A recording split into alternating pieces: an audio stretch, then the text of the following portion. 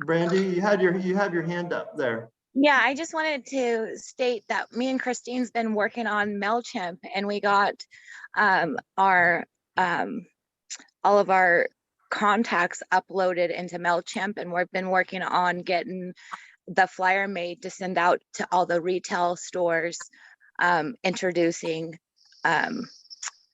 SOF and all of our brands, our website and stuff. And then we're going to work on creating, we were going to talk to you, Justin, about creating with MailChimp, they have an application process there that seems like it would be a little bit more easier to set up than the one we currently have too. So.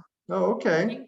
Yeah. I think we were actually just talking about, since we already have the link from your application, is just simplifying your current application because it's already linked to our website, and just saying their farm contact information, maybe their farm license, so that's not so daunting. So maybe more people will feel more confident about applying and just having it a more simple application, just like you're a OLCC licensed farm, what's your farm name and location and farm license number and your contact information.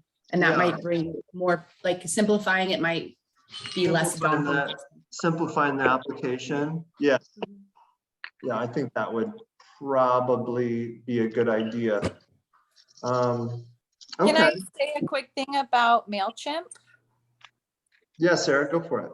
Because for our first 4 years in business, I used MailChimp for the email blasts, and just last year, MailChimp caught on to us being a cannabis business and shut us down. So I know that MailChimp's not a cannabis friendly platform, but there are several email marketing platforms that are. Okay. One of which is called Moosend. But I found an article that lists the different platforms that are cannabis friendly, and I can forward that link to everybody. That's good to know. Thank you. Yeah, that would suck to get started and then have it shut down. Well, I know Brandy and Christine are pretty much ready to go, and they're about to send out their first email blast. So we might as well kind of go forward with it. But you're right about like not getting too invested in it, because yeah, once you do that, then I mean it's a lot of rework and whatnot. But yeah, if we could fly into I mean, most businesses, it's amazing, like most businesses aren't friendly, but we then just have to do it and ask for forgiveness later, or they just shut you down or something like that. So. Yeah, and it's pretty easy to transfer your data from MailChimp to the new one. So yeah, get started with what's ready, and then if and when you guys want to transition to one that won't shut you down. Yeah. So that's a win. And then we have another win that we were talking about is Orca. Christine was in communication with a managing member of Orca, and they said that they would like to, and correct me if I'm wrong, Christine, because I'm just rehashing what we talked about already. They would like to co-organize regular monthly meetings down here in Southern Oregon. So that would be pretty nice, because they seem to run a pretty tight ship and have a really good organization going on there. And I really appreciated the last meeting that we went to. So it would be fun to have some regular meetings happening where people can network and whatnot. I agree. Yeah. And that would be really great for Southern Oregon Family Farms, like it would create a lot of legitimacy for us, I think. And we could pool our resources on like cannabis education and kind of getting the craft, small, sustainable farm model out there more, just like extend our reach faster. Right. And they said they started doing a happy hour in Portland just recently, a monthly, and there's expanded to Bend and I think Eugene also, and they don't have one in Southern Oregon. And so it'd be like a consistent monthly meeting. So that'll be cool.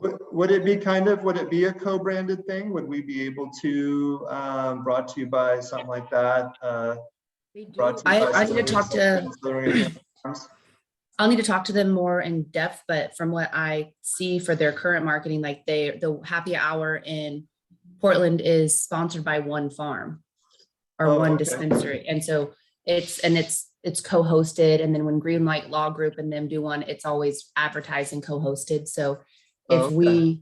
if like ClayX and Southern Oregon Family Farms wanted to co-host it and provide like the appetizers or drinks or just Yeah. the venue, whatever we kind of get Yeah. into, Okay. then we definitely can, and they'll advertise it, like co-brand it with us. Yeah.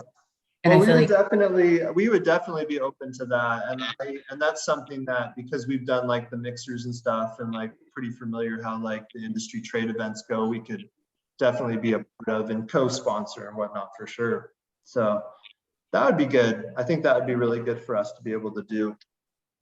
I was networking, like we able to learn like Sarah's MailChimp thing. It's so nice to get together with other people in the industry because you can learn from their like successes and mistakes. And that's part of the co-op is sharing resources and information. And that makes it easier when you're face to face with somebody. Yeah. Sarah, have you been able to apply yet? Have you completed the application for farm ownership? We haven't. I've needed to sit down with Brian and go through the last few questions. The field is of course taking all our time because it's just Brian and I in the field so far. Yeah, I guess, oh, I don't have that in front of me, the paper copy. I guess I was at the, the items of how many pounds available. And so I guess that was a question of, we're just talking about pounds that we're making available to go onto the Apex account, or like pounds in general. We test our flour as we go along, because we keep it on stem in the totes, and then so we're bucking and trimming as we go along. So it's kind of like, we don't have much that's available right now. We just got an order for the coast, so almost all our tested material is going out there this weekend. So yeah, just a clarification on what exactly you're wanting to know for the quantity of product. And I didn't get to the other questions yet because I've been trying to. Okay, well, before you do that, I asked that question, was somewhat rhetorical. I kind of knew that you hadn't, but we had just been talking about maybe simplifying that. I'm going to let Christine answer that question, but I'm letting you know that we were just talking about simplifying that application, because when I put that together, I put a large portion of that together. And I was like doing it with the understanding that we were going to have like a flood of applicants. Yeah. So it's not that way. So now it's a matter of like catering to the farms to be like, hey, here's this interesting opportunity. It is a very valuable opportunity because we're going to limit the number of people that could be on the as farm owners, at least initially. So one of that question specifically was like, well, we don't want to flood our menu with with multiple, but that doesn't seem to be a problem anymore. So yeah. So we're going to redo the application to where it's a little bit easier. We don't need a lot of information. We could just take one person at a time, and like we could do some follow-up questions or something like that. The idea is to get an application in, and then we can follow up. So Christine, did you want to respond to Sarah's question? I think so. The like everything that you just said, like we thought like, oh, there's going to be so many people are going to want to do this. And so we're like, okay, from like, as far as like sales avenues go, it'd be good to know like how many pounds each farm's producing of what strain, so we know how much products behind each order. Because a lot of times, just from me dealing with wholesalers, are like, okay, how many pounds of this can I get? And what we do is once it's dried and like on the stick with the water leaf and everything in a tote, we call that like our on leaf with stick weight, very technical. And then it's And then What's the from acronym there, for that? I know it's like, we got to figure this out. Probably need to work on that. But anyways, our dry with the stick and leaf on it is basically 25% of that's going to be ABUD from what we gather. So we're able to take like, okay, our metric, and it's pretty average. 25% of that is going to be ABUD. And then I got like 22% is going to be trim, like 1 to 3% is going to be B-bud. And so that helps us figure out, like, as soon as it's down and in the packaging, we could project for our year, like, okay, trimming, if we trim 100% of this, it's going to cost us $480,000, or just shucking and bucking, it's going to cost us, it averages about $20 a pound for us. And so it helps us project like our expenses for the year and kind of figure out where we're going to go. And then also for the co-op, it's saying like, okay, a lot of us do grow some of the similar strains or some like staple Southern Oregon strains. So if I grow like 100 pounds of purple Hindu Kush and you also have purple Hindu Kush, then we can say, okay, we can't bring on any of your purple Hindu Kush right now onto the menu until this farm's already gone. Or it just helps us plan long term. And that's where I was thinking when we first started this, but now I don't think we need to get that technical at this point. I think we need to know, like, if anybody's interested in joining, and just basically farm information, how many farms you have, what's their license number and location, and your contact information. And then if you like us and we think we can work together, then we can get more into the technical, like how many pounds do you have right now? Because we can, and we got rid of our Apex menu because there's no like customer driven sales on that platform. And so now we have leaf link only. And we've already gotten 3 buyer generated orders on LeafLink. One was 2,500, and then the next week we got 2,300, and then the next week we got an 1,100. So just the cup short. Actually, I think it's only been 2 weeks. So we've only had it up for a couple of weeks. So that's promising already for how little infrastructure and organization we have at this point.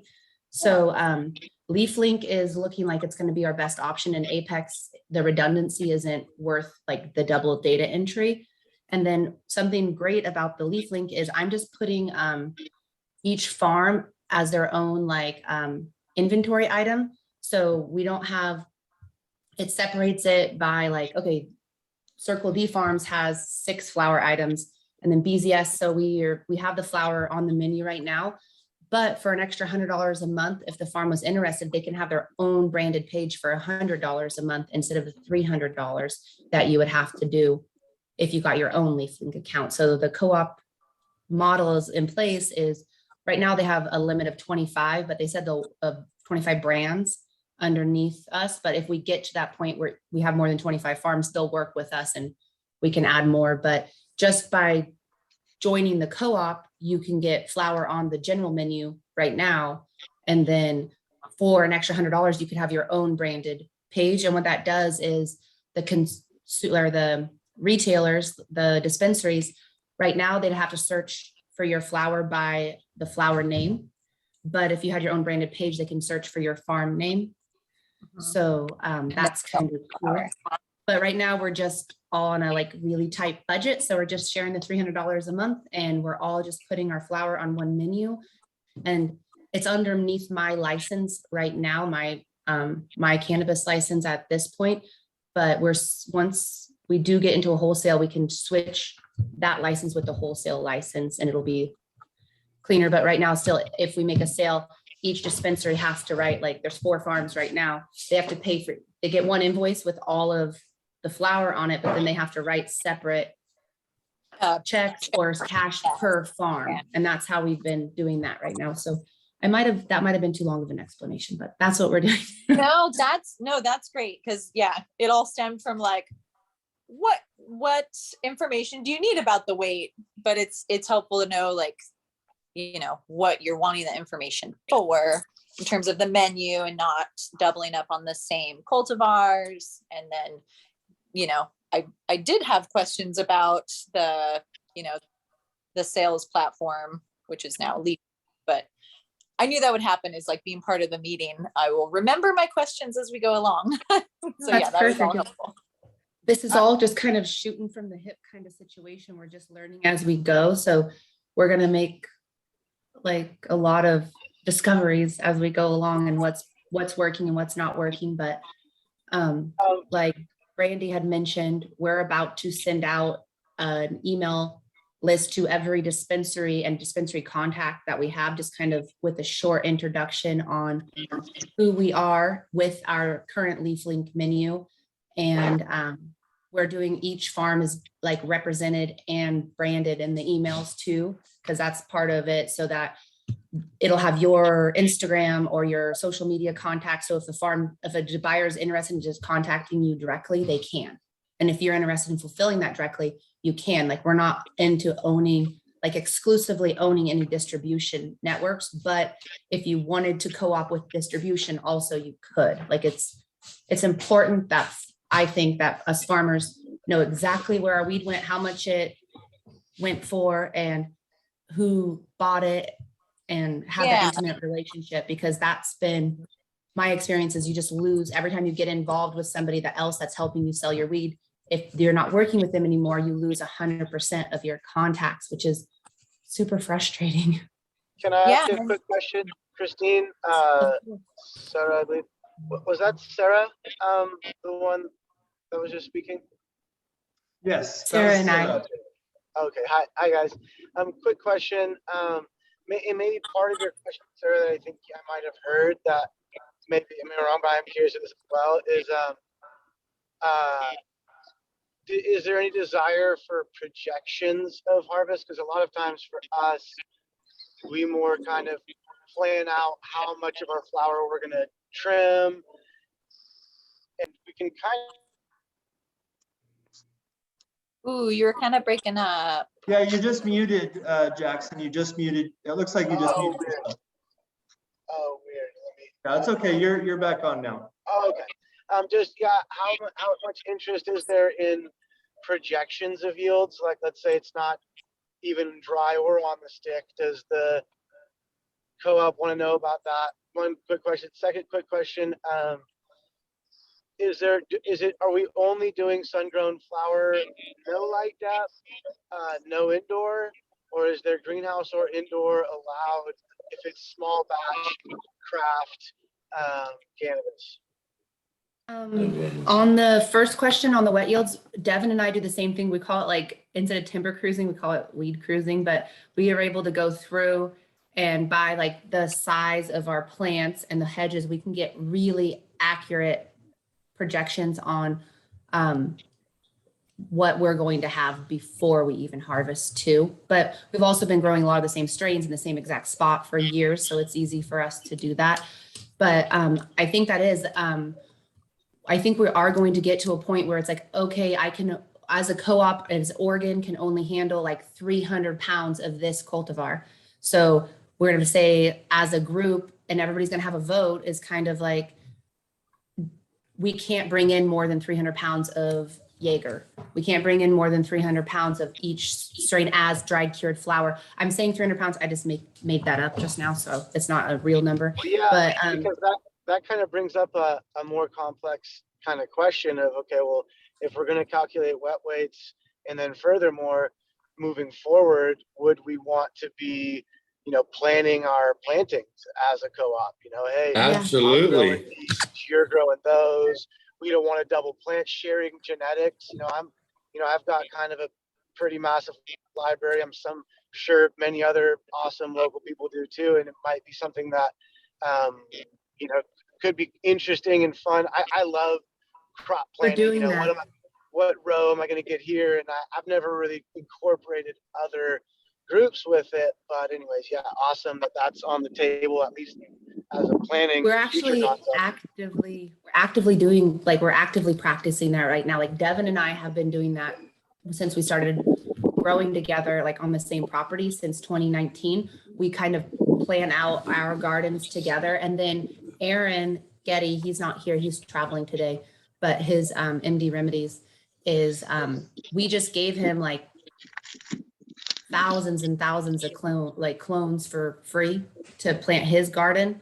But that he's just gonna They're take all the of oil. our genetics. So anything that we're growing for flower, he's gonna send to oil. And anything that, like, I have like 36 new genetics I'm wanting to test out. So it helps me pheno hunt in his farm too. So, and then we're gonna work something out, like maybe I get some of the oil back or we're gonna figure out something later, but we're actively practicing that right now because I think it is important once we do hopefully get established in the Oregon market, we get a good sales avenue going and we're able to take in more product and more farm. I think it's going to be completely necessary to pre-plan and plan genetics and work together like that. And we, as of right now, the four of us are working together. Like we gave BZS genetics and then we've just been sharing with the 4 farms that we have, and we definitely would expand on that as more farmers come in.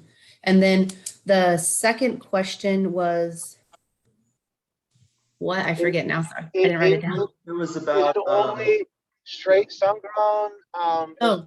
light depth, indoors, or any other? So I think greenhouse is sun grown also because there's no, like, we put some LED lights a lot of times in greenhouses early on so they don't transition into flower, but they typically don't have a bunch of like high intensity lights or energy usage. You're using the sun. So depth is completely in, and on indoor, we are going to have to vote on that as a group, I think, because if we have a really like awesome farm and they're part of our co-op and they have sun-grown cannabis and they have like sustainable business practices, and they also have an indoor, a lot of innovation comes from indoor breeding and things like that. So we're definitely open for everything as long as it morally fits into kind of our vision, I think.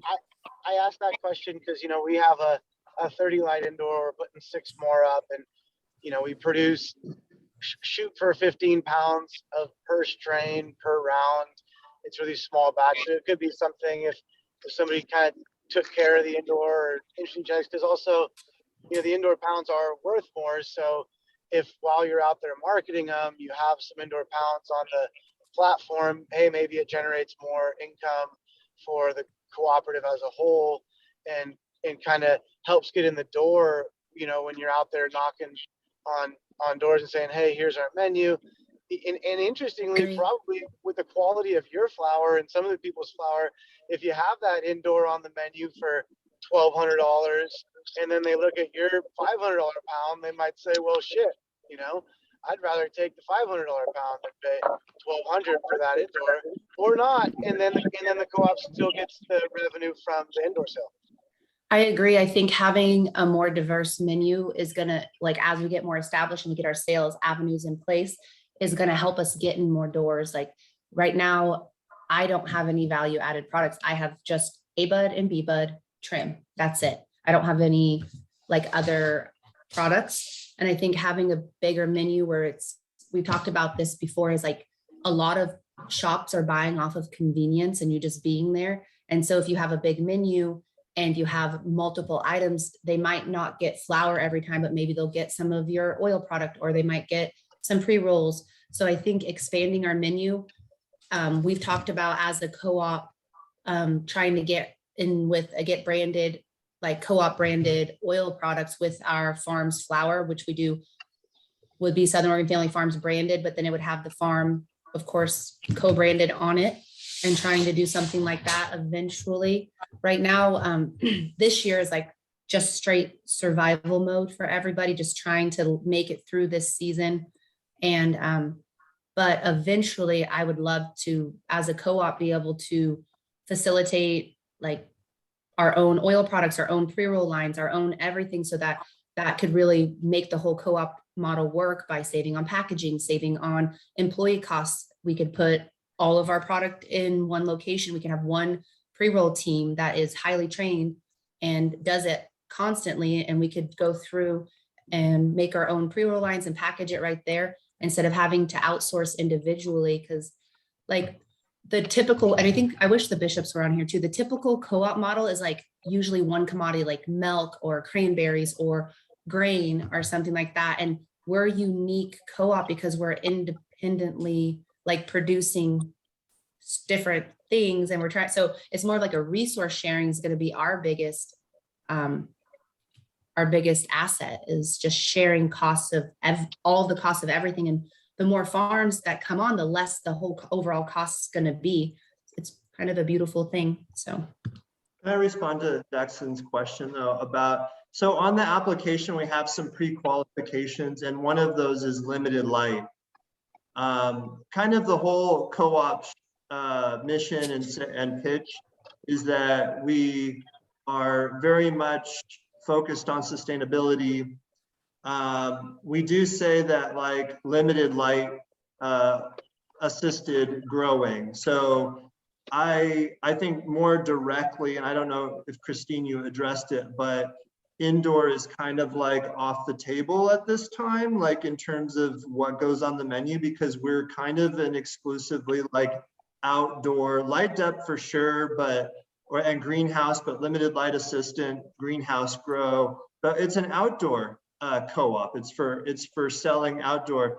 And from my perspective, that's kind of the long-term vision for us, because we don't want to be competing with, we want to be known for being the #1 wholesaler or whatever of outdoor craft cannabis in Oregon.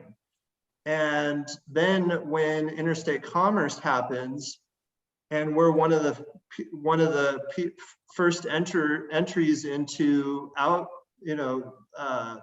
exporting, we want to be known for the outdoor, because everybody and their grandmother is going to be fighting for the indoor market, because that's what's being grown in the rest of the United States. So you're going to be competing with a lot of people.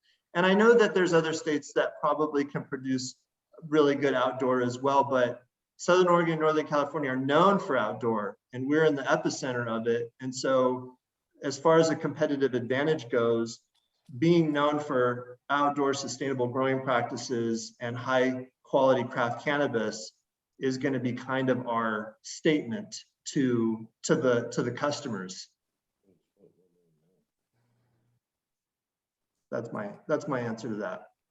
So limited light assisted is what I think my point though.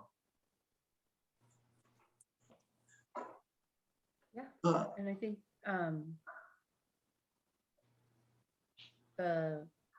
Justin's right, the distribution for us, because they can grow indoor across the whole United States, but You can grow it anywhere in the world. Yeah. And I totally get that. It's just interesting. We started the indoor just because it seemed like it got us indoors of wholesale, of retail places. Just having a menu with a tiered menu, even like I said, when the outdoor may very well be superior, definitely superior dollar for gram, probably superior in just overall quality.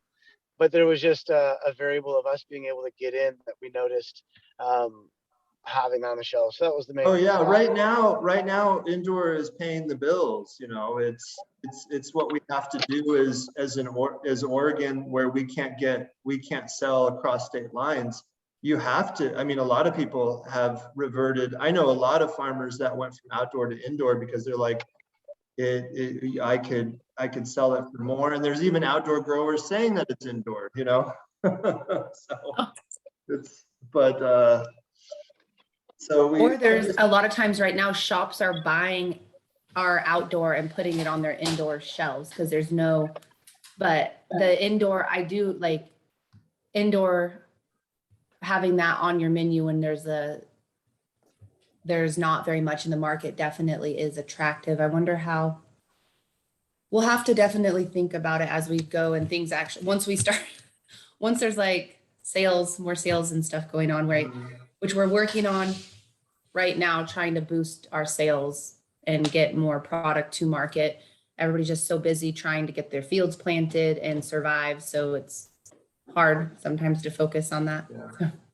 Well, I got about 15 minutes before I have to jump, and of course you guys can stay on if you want to. Sarah, I think I have an appointment with you at 11. But Patrick or Eddie, do you guys have anything any burning questions or anything you wanted to add to the meeting? Unfortunately, I wasn't able to. Oh, sorry. I wasn't able to stay super engaged, so I really just got bits and pieces, unfortunately. So I'm not 100% sure what you guys what all got covered.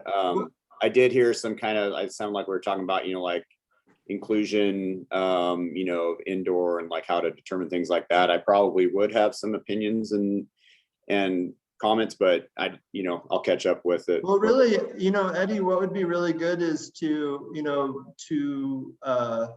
Gangier, is that what it is again? I forget the organization. Gangier, yeah, Gangier. Gangier. I should know that. My last name is Bautier, and it's spelled the same. I should know this. Sorry.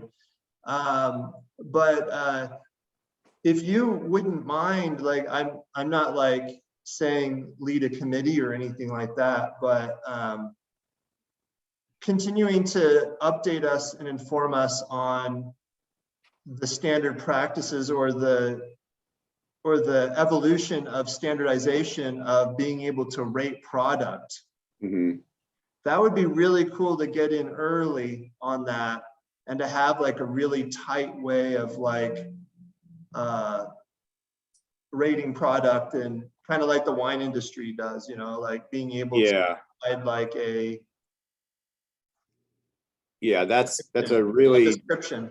Yeah, I would say that's as far as from the industry's myself, that is going to be the main function of the Gangier out in the field and in the industry, will be to provide those assessments and that qualitative score. And it is 100% patterned on like a wine spectator model. So the entire coursework, the exam, it's all very similar to the master sommelier path. So it's kicking out people that are, qualified, that have the knowledge base and the training to make those determinations.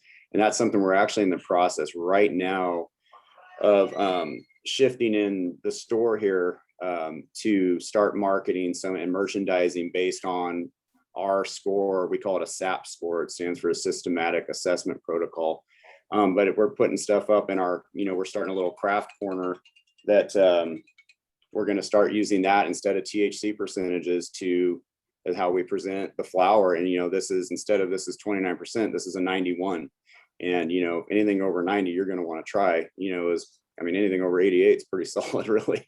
But so we're, it's new, but we have the wine industry and cigars and really a lot of other connoisseur products that this is a proven method of getting the consumer base a tangible way to shop for quality instead of just isolating one part of the chemical makeup of the flower. So yeah, that's a big thing we're dealing with. And then, that's something we're implementing here at the retail level. And then we'll also be offering, to farms, wholesalers, co-ops, that kind of thing. There's a lot of ways we can work, with this system to benefit the industry for sure, and try to just kind of shift the way consumers are thinking and approaching their purchasing decisions.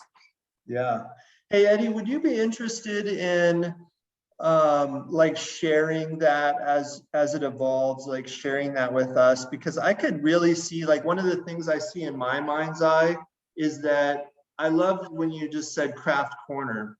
I mean, that's a beautiful, like, little, like, all sorts of like images came up to me. And one of the things that I think Christina and I are on the same page on this, is having like a little shelf space dedicated to Southern Oregon Family Farms. And I would love, like, and I don't know, I mean, we're all capitalists here.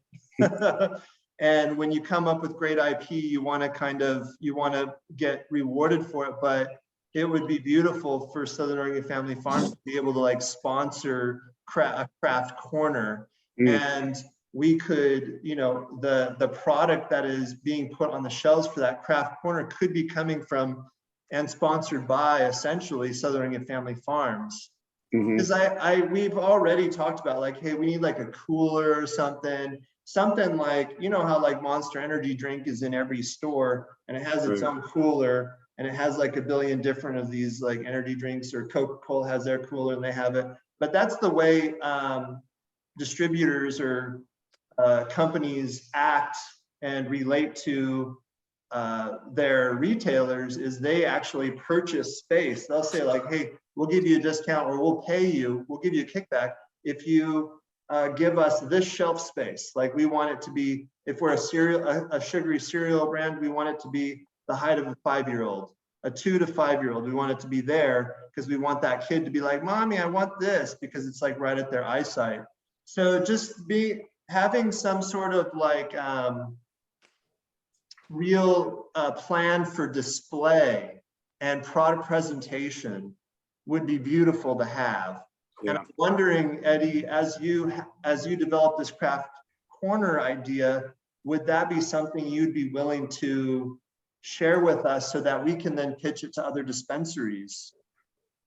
Yeah, there would probably be like some sort of basic framework or something that we could figure out. And, you know, I mean, I'd definitely be open to discussing it and kind of seeing what that would look like. Sure. Yeah. Because that's the whole thing about like franchise model and other like replicable business models, is they say like, okay, we usually like the northeast corner. So they have it all written down. Northeast corner, a stand, you know, it needs approximately 10 square feet or something like that. Shelf space 3.5 feet high, you know, like, and then images, and then taking pictures of it and being like, this is what it is. And we'll come and set that up for you. You know, Southern Oregon Farms, and that's when we go to give you, like, we're going to bring in jars or however it's displayed, and we're going to bring the sport into you. It's already going to be it's already going to be have like points, you know, it's already going to be rated, and we're just going to give like bring this into you, and it's going to cost you this much, you know, something like that. And it could be something that, I mean, Southern Oregon Family Farms is going to need to think of those things. And it sounds like you're already kind of got an idea that would be really unique. It's very unique and it sounds very attractive to me. Yeah, and I think branding that really well and then marketing it to the consumer so that there's some consumer demand being relayed back to the dispensary owners would probably be a pretty big part of that, because I think what I'm doing is really just uniquely fueled by what I'm passionate about, but it's definitely going upstream as far as what the market's asking for right now, and really focusing on craft, being really passionate about pushing sun-grown and living soil and regenerative farming practices. You know, that's not a conversation that a lot of customers are looking for, but you know, right. We're having it, you know, whenever we see an opening. So it's you know, it's just that kind of hearts and minds type campaign, but you know, we're committed to it, which is, you know, why we're starting with a corner. I mean, I want my whole store to be the craft corner as soon as it can be, but I just got to make sure I don't go out of business before we get there. So I got to keep selling salt grown indoor for a little while too. Yeah. No, that's I actually have a dispensary in Merlin that's willing to work with me. They already said, so I bought a humidor. It's not very big. It's like 2 feet by 3 feet little humidor fridge. And me and Devin were talking about just co-branding, like his farm on one side, my farm on the other, and then doing a few strains of prepackaged like ounces, or maybe eighths and ounces, like 2 different sizes that are prepackaged, and just doing a few strains and then just like stocking it. So it's already priced out. The store just has to sell it. It's already in retail, like exit packaging, and then just servicing it monthly or however often we need, and just restocking it and just charging the dispensary for what was sold. And so that we make sure that the price goes to the consumer, like this price savings. Of course, we'll have to talk to the dispensary and be like, okay, we want this much for it. And then you need to make it worth your while, like for your profit margins to make sense. And then it's the profits go equally to where they need to go. And then the savings go all the way to the consumer, and able to educate the consumer like on our products. We can have brochures on it. And so I already have a dispensary that's willing to work with me. I just haven't had time to finish getting the labels and all the stuff done for my packaging. So if there's more dispensaries like your dispensary, or other dispensaries, like locally for right now only, because I can't service anything farther away. But if we can get in as many local stores as we can with prepackaged product in a humidor situation where it's just serviced, would be pretty cool. And that's what we're trying to do. Christine, when we have that ready to go, like when you have kind of like maybe a prototype of that we could like take a picture of, take some pictures of it. Like I just have to drop it off at my sticker guy as of right now. But since now that we're doing the Southern Oregon Family Farms, I wanted to do it Southern Oregon Family Farms branded, and then leave room for a little magnet thing on the side that has a brochure, which we've already have in the works trying to introduce. But I want all the farms to be branded on it. So I need to redesign the idea a little bit, but RJ's ready to do it. I just haven't, I need to do that. So. Well, I look forward to, a lot of my dispensary clients are here, you know, in Southern Oregon, but I do work with a chain that goes up I-5. They're not competitors with these guys, with us here in Medford.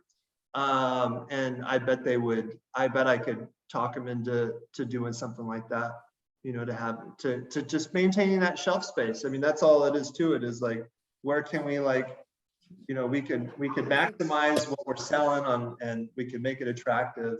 I like the idea of like learning, like maybe people don't always have the time to be like, have a full-on conversation about sustainability or where the weed comes from. But if there was a brochure that they could take home that had a QR code that would take them to our website that has all of our farms listed, it would be like, and then that consumer could directly message a farm's product. Like, I liked Sarah's strain and they had a question specifically about it, that would be able to get the consumer in touch with the farmer and get like more intimate relationships. And another thing is I put QR codes on all of my labels that go to retail, but none of those make it to the consumer. And I really like the idea of having it custom packaged with a QR code. So when someone's smoking and they're sitting around the table, hanging out, it's sitting out there and they can see it, and then they could learn more. Because like our biggest thing is going to be education, and how do we do it without boots on the, like, actually physically going out to a dispensary and standing there and reaching one person at a time. So like passive education opportunities, like with labels or brochures and stuff. So anyways.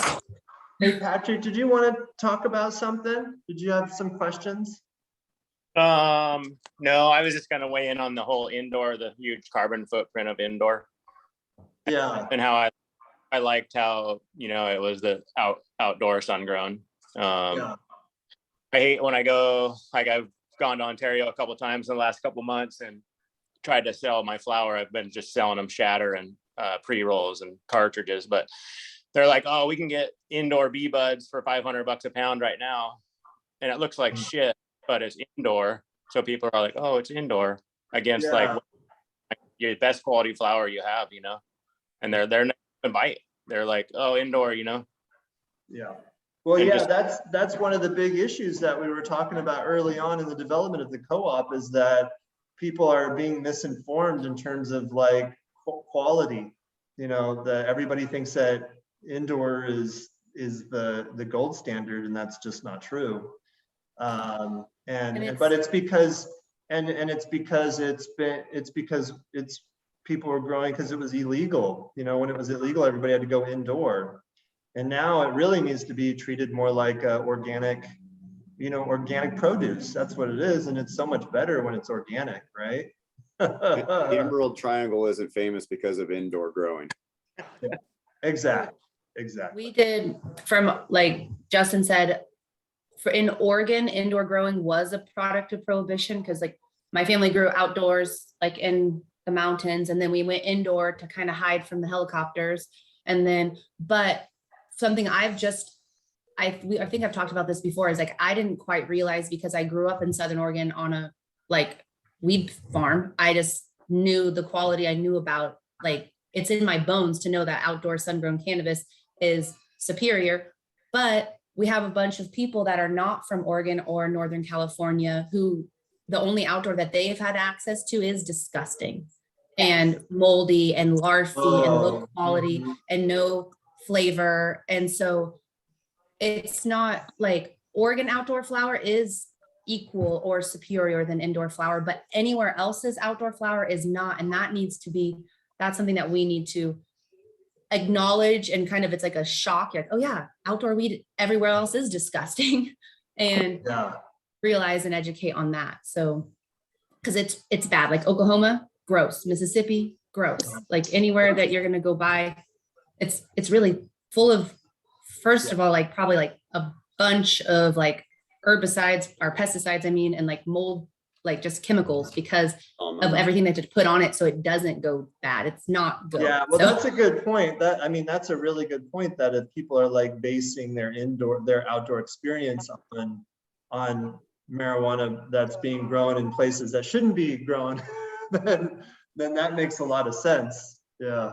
So, and unfortunately, a lot of the outdoor flower that's making it to market right now are from like these big, like Hush just went under, so they're 12 farms. It's disgusting flower, and it's making it to the shelves as outdoor. So in Oregon, a lot of the dispensaries you go to and look at outdoor flower, it looks like dog turds in a bag. It's disgusting. So even in Oregon, we're not getting, there's not quality outdoors not getting represented because it's too expensive for them to buy and sell. So there's a lot of barriers, I think. There's a lot of education that needs to happen.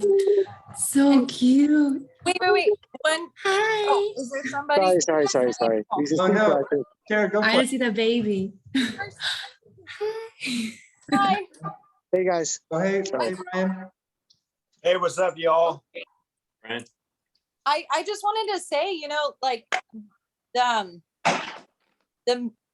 biggest reason that we love this co-op that you are creating is it is the highlighting of, you know, the craft terroir sun-grown cannabis, and yeah, you know, like minimally artificial light supported as well, but that's still primarily sun-grown, because no one is really making a concerted effort to educate the consumers on like what real outdoor, you know, can be, and that it is, you know, it's a plant. This is how it was meant to be grown, and this is how you get the full potential of it. And so that's, I think, you know, it's true. It is like swimming upstream, especially this year, against the you know, the indoor illusion. But I think that consumers are becoming more and more educated. I think platforms like Leafly and Weed Maps, and I think particularly Leafly, I see more where they do put a lot of education about terpenes 101 and like, you know, getting past some stigma about how it's grown and the best form of this plant. And so I think like for us to make this concerted effort together is like, you know, we're on the train that's already going towards, you know, general consumers really understanding that, you know, today's outdoor from places like Southern Oregon and Northern California, where it's, you know, the best terroir cannabis is, you know, it's not the outdoor that people are used to. So I think that would be a good part of marketing, of like some cute little thing about like, this is not your 70s outdoor weed, you know, like this is not your Midwest outdoor. Like your brick weed you got as a kid. Exactly. Yeah. It's like, make it real simple. And yeah, I think that's a huge part of this initiative that really appeals to us, is like wanting to be together on this. And so, you know, it's difficult. I know it's difficult to get in the door. I talked to a dispensary in Bend that like the intake manager was super friendly on the phone. And he's like, I love sun grown. And, you know, there are so many dispensaries around here, and the owners just essentially don't purchase sun grown. They just do indoor and greenhouse. And it's just like, it's so sad, because he's like, he knows how good it is, but the owners have just made that decision to just go with what's easiest in the market. And so anyway. So I know that that's an obstacle, but at the same time, I think we're in the front of this trend, this movement towards like what cannabis really is.